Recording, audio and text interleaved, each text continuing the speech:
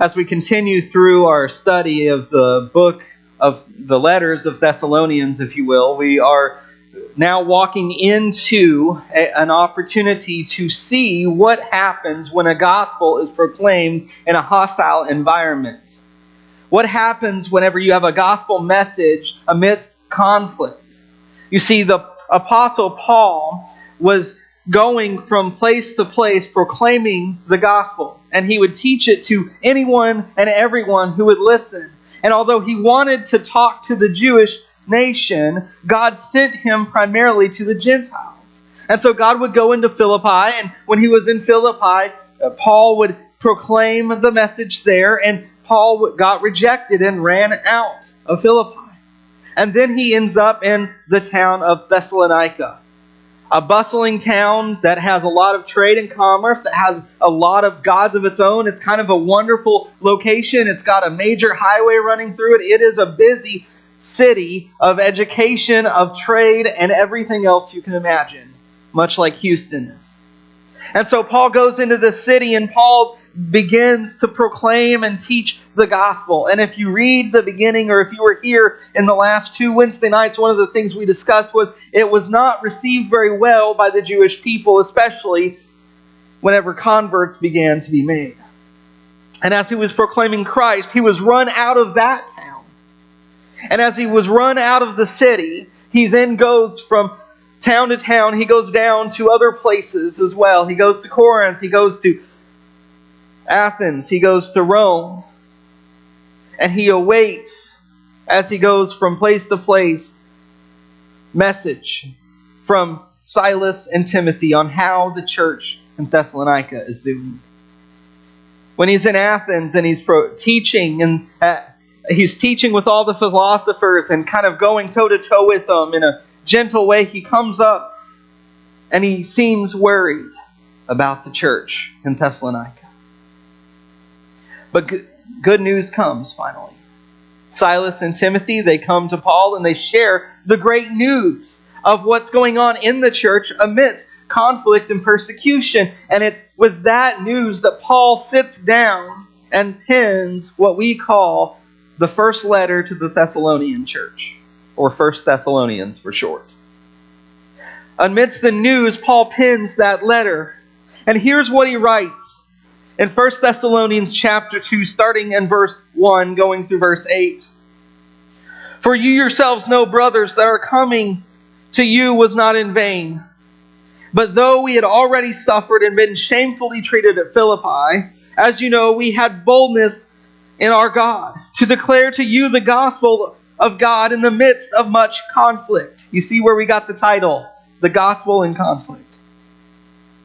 For our appeal does not spring from error or impurity or any attempt to deceive, but just as we have been approved by God to be entrusted with the gospel, so we speak, not to please man, but to please God, who tests our hearts. For we never came with words of flattery, as you know, nor with a pretext for greed. God is our witness. Nor did we seek glory from people, whether from you or from others, though we could have made demands as apostles of Christ.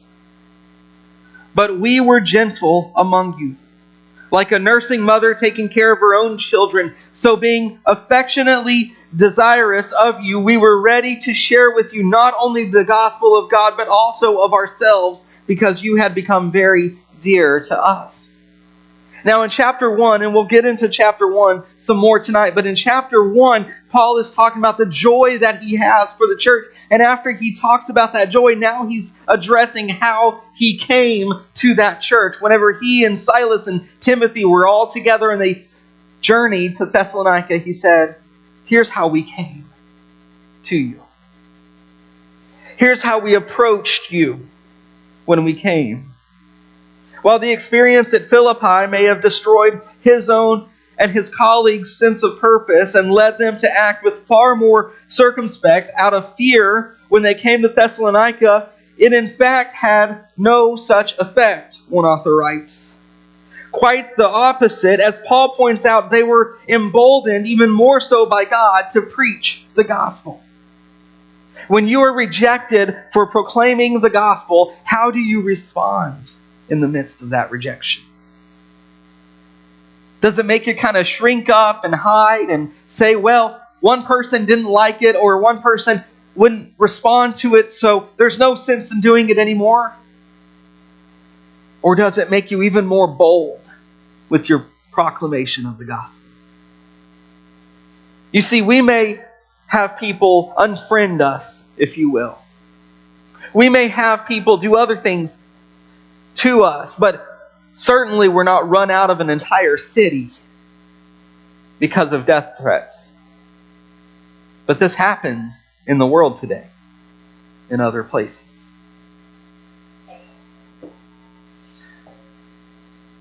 As we proclaim Christ, we must expect conflict and opposition, even when we are gentle in our approach. It is also important to remember that when proclaiming the good news, opposition is found from both the Christian and the non-Christian. In other words, Paul did not only receive opposition from the pagans, he received it from his own people, the Jews, didn't he? Those who claimed to follow God, those who claimed to know what God taught, those who claimed to search for the Messiah rejected the Messiah. Now we are going to face persecution from the community. It may not be threats on our life, but we will face rejection for the sake of the gospel. But it's when we face it in the Christian community is when it starts getting hard, isn't it? And hopefully we are not the Christians who are going to reject those who proclaim the gospel. Hopefully we are not the Christians who hold fast to tradition over the gospel. But at some point, someday, you might encounter that somewhere. The question is, what will you do with it? In the midst of conflict, whether that's conflict in the world or whether that's conflict with someone you thought was on the same team with you, what will you do with proclaiming the gospel when you find conflict? That is what our question is this morning. That is the encouragement that we see this morning.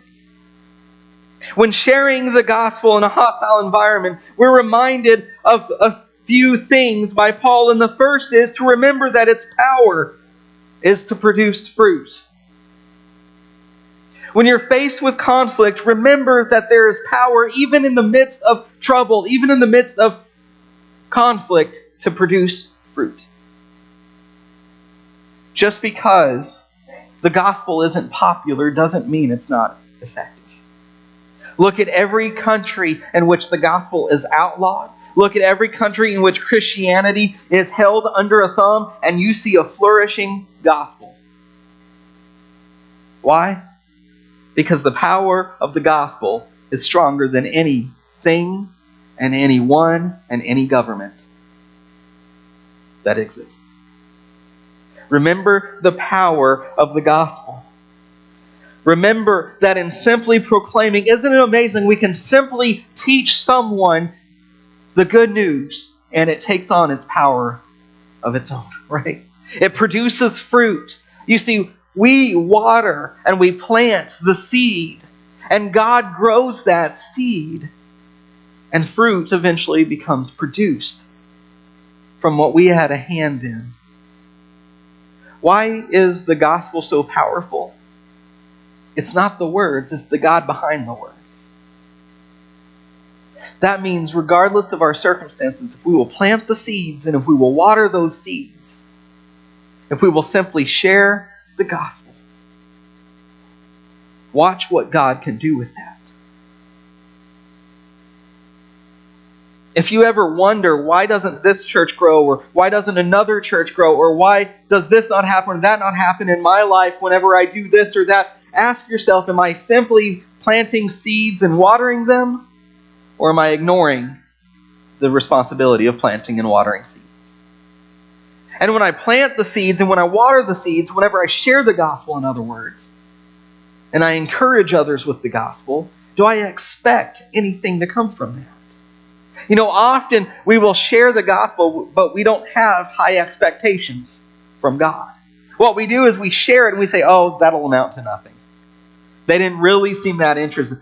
Some of the most interested people I've met in the good news of Christ, the first time we talked about it, didn't seem real interested. And then it kind of sat there and it kind of rolled around in their minds. And then all of a sudden, I'm getting a call or I'm getting a visit or whatever it might be because they've got more questions. And those are some of the strongest Christians I know today. But often what we do is we plant the seed or we water the seed, depending on the situation. And then we walk away and we go, well, if God decides to do something with it, maybe they'll come around. That doesn't put much hope, does it? Instead, we ought to remember the power of the gospel. And we ought to expect God to do something with it. And we ought to understand that when God promises to give growth, He will give growth. Maybe our problem isn't faith in the person, it's faith in the God behind the gospel. Maybe the problem isn't the power of the gospel, it's our faith or lack thereof in the power of the God behind the gospel. Remember the gospel's power to produce fruit. And that leads to the second point. Remember to preach boldly. If we understand the power of the gospel, we understand that we can now preach boldly. Now, boldly doesn't mean be a jerk. It doesn't mean take the biggest Bible you have and thump someone over the head with it repeatedly. Boldly means do not be afraid to share the good news of Christ. Do not be afraid to share the good news of Christ. Share it boldly. Paul talks about that he boldly shared the gospel in Thessalonica to the point they ran him out. Wouldn't it be awesome if we boldly shared, so much so that they tried to run all of us out of Baytown?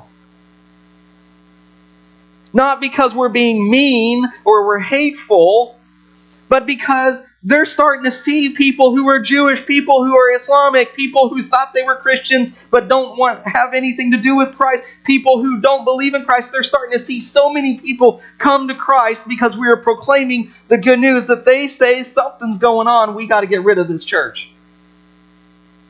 Wouldn't that be amazing?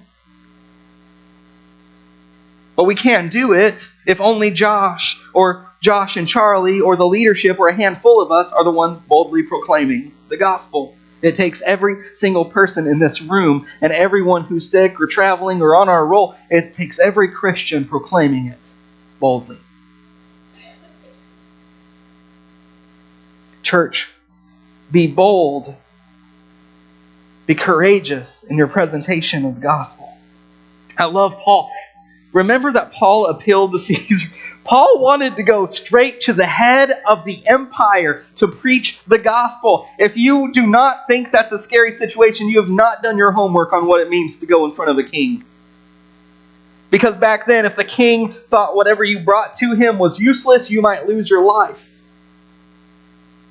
And Paul said, not only do I want to share it with everyone I find, I want to share it with the head of the Roman Empire, if God allows me to do so. And he shared it with some pretty important people, right? Remember Agrippa? Whew. Why? Because he understood the power of the gospel and he was bold enough to take it to where God needed it the most. The minister of the gospel must not be afraid of conflict with the wisdom of the world. One author says, Gregory the Great said, I don't know who that is, but I think this is a great quote. God first gathered the unlearned, afterwards philosophers. Nor has he taught fishermen by orators, but he has subdued orators by fishermen. And the whole point is, look at the motley crew of the 12. If you remove Paul from the equation, in the eyes of most people of the first century, they were nobodies. Meaning they held normal jobs. One of them was a tax collector, hated by the Jews and despised by the Romans because they were keeping their feet in both camps, if you will. And those would be the individuals that changed the world with the power of the gospel. Those were the 12 chosen to change the world with the power of the gospel because they were able to boldly proclaim it, and because of their bold proclamation of the gospel and the power behind the gospel, people who counted themselves as much, much smarter listened and converted and heard the good news. Never count yourself short for what you do or do not know, or what you do or do not do for a living. I've told the story several times. I highly, highly respect my father for many reasons. One of those reasons is he did not go to get an associate degree. He did not go and get an undergraduate or a graduate or a doctoral degree. In fact, he stopped going to high school and finished only through a GED down the road when I was a child. But you know what he did? He was able to start a Spanish-speaking congregation and grow it large enough to then be able to hire on a Spanish-speaking preacher to take over the work. My dad and another person. And here we are thinking people need PhDs to start churches, to share the gospel. Well, I don't have all the education the preacher has. I don't know if I can share the gospel. You do a better job than me probably because you're alongside of them. I walk up to someone and say, hey, what's going on? And they say, what do you do for a living? I say, preacher. They automatically put up their preacher box around them. It's like this megaphone where I say preacher and they turn on the filter and then everything gets filtered before it comes to me. You tell me who has more power to change this community. Someone, whenever they see me, they change how they act, how they talk, how they react. Or you, who they know in the community, who they love. Can I have an impact? Absolutely. The church, be bold. Be bold because you guys can change the community. Third, remember who your audience is. Remember who your audience is. In verse 3 of chapter 2, for our appeal does not spring from error or impurity or any attempt to deceive, but just as we have been approved by God to be entrusted with the gospel, so we speak, not to please man, but God who tests our hearts. There's several things in this. But did you notice that God looks at the heart? He tests the heart. God knows why you do what you do. When you don't proclaim and share the gospel, He knows why. And when you do it, He knows why. When we make up an excuse after excuse after excuse not to share the gospel in the midst of conflict, He knows why. And when we boldly go about it, He knows why. Church, I want this morning to be encouraging, but I need to say one thing that really scares me. We're not in the midst of conflict, yet we still don't share the gospel. That worries me, because what's going to happen when we do find persecution? What we do in peace shares what we will do in the midst of persecution. You want to prepare for persecution? You want to prepare your teens and your grandkids for persecution? Help them learn to share the gospel in the time of peace that we have now. And that starts with you leading the example. Oh, but I don't know anybody that needs to hear it. I've got all my friend circle, and I don't really know anyone else that needs to hear it. Well, there's a really important thing to do, and it's called meet somebody. Why? Because our audience is God. We're not walking up to people and meeting people. We're not going up to them and making friendships and so forth because we get something out of it. Now, we do get something out of it, don't we? But we need to remember, it doesn't matter how someone else perceives me. It matters how God perceives me. If God perceives me as holy and everybody else in this world perceives me as foolish, it doesn't matter as long as God perceives me as holy. But see, knowing who our audience is also impacts how we meet our goal of the Great Commission. Knowing that our goal is to please God, not men, gives us the freedom to boldly proclaim the gospel regardless of what men think of us when we do so. Knowing that God is our audience gives us the permission to proclaim it boldly, but in a loving way. We'll get to that in a few moments. Knowing who our audience is helps us remember and be encouraged to stick to truth instead of the desires of humanity. God has given you the right to proclaim the gospel, not man. Isn't that amazing? Josh Freeman does not authorize you to proclaim the gospel, and neither do the elders or Charlie. God in heaven does. I once had someone tell me, well, you know what, they're a new, not in this church, I want to clarify that. This is several years back. Well, they're a new Christian. They don't really need to be going out and sharing the gospel yet. They don't really know enough yet. Thank goodness that wasn't Jesus' mentality, because we wouldn't be here today. You realize that, right? Now, that doesn't mean a new Christian may not want some help, and we ought to offer that help.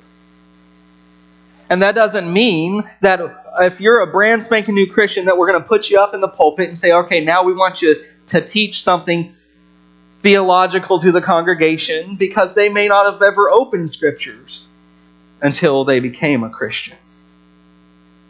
Even Scripture says not all of you should desire to teach and preach. But what it means is if you are a follower of Christ, you have been given permission by Christ, not only permission, but commission by Christ, to go and share the gospel. To share your story and how your story interacts with that of God. To share how God came and changed your life and how He can work in their life as well. To share how this life is not the end, but is only the beginning of an eternity.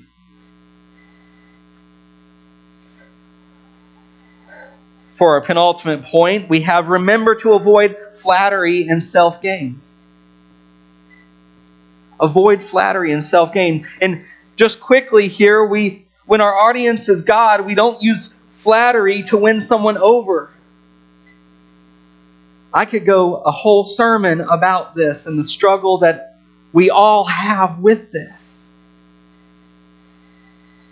We will not seek to gain something for ourselves through the proclamation of the gospel. One author writes, flattery was a well-known and much despised practice in the ancient world, that others would come and they would share something and they would use all these nice-sounding, good-sounding words to get you to buy in before they changed direction. But Paul denies doing this and any desire to do this or to get rich from his preaching.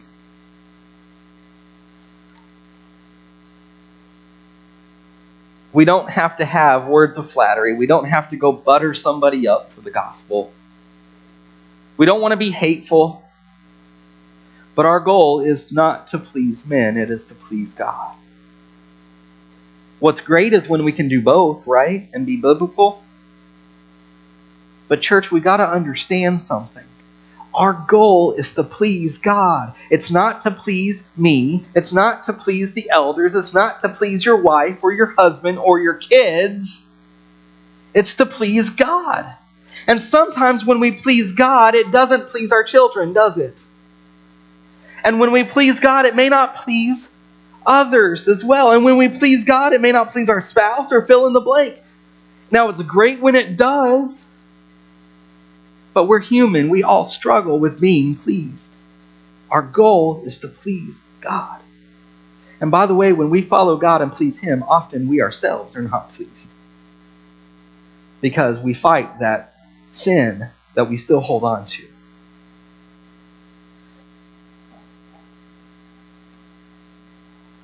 Finally, in verse 7, it says, "But we were gentle among you, like a nursing mother taking care of her own children." Remember to be gentle. When you approach someone with the gospel, remember to be gentle. Just because we are called to be bold does not mean we walk up and we slap someone across the face with the Bible. We are gentle in our approach.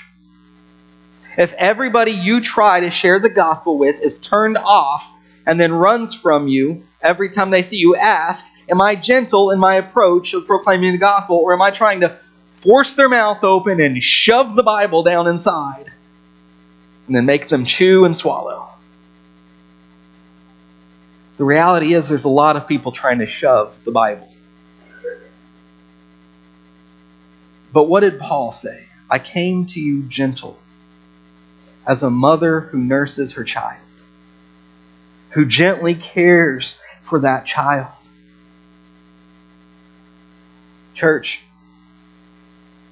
when we're proclaiming the gospel, even in the midst of conflict, we do so in a gentle, loving way. We do so in a way that is not trying to flatter them, but a way that is loving in nature. Paul did not go to Philippi and Thessalonica with guns blazing. He did not attempt to force anything upon them. Rather, he says he came in a spirit of gentleness, tenderness, and care. As Christians, we are to do the same. The hate speech and divisive nature of so much of what we hear is not what Christ has called us to. It is to love and gentleness. They will know that we are Christians by our what, church? They will know we are Christians by our love. Maybe if we don't win someone to Christ, they're not seeing our love. Now, that doesn't mean every person that we go to is going to come to Christ, but here's what I'm saying. In the midst of peace or conflict, when you are sharing the gospel, do it in gentleness and love. Gentleness and love. If you get nothing else out of this sermon, get that point that we are called to gentleness and love when we speak the gospel to others. Condemnation and dismissal of another's belief only turns their ears away from the good news. In other words, when somebody says, I believe such and such, we don't say, that is just the stupidest thing I've ever heard. Let me set you on the right track, buddy. What do? Try listening for once. Ask, well, that's interesting. How do you get there? Oh, I've kind of heard that Buddhists believe that. What is that? What's the background of that? Let them share some information, and you'll find that often they allow you to share the gospel, whether they accept it or not. Too often we don't approach them gently and lovingly. And that's why we often don't get to share the gospel. Proverbs 15, verse 1. I want to end with this verse. In the New English translation, I love the way it says it. A gentle response turns away anger, but a harsh word stirs up wrath. How are you responding to those who don't believe the gospel?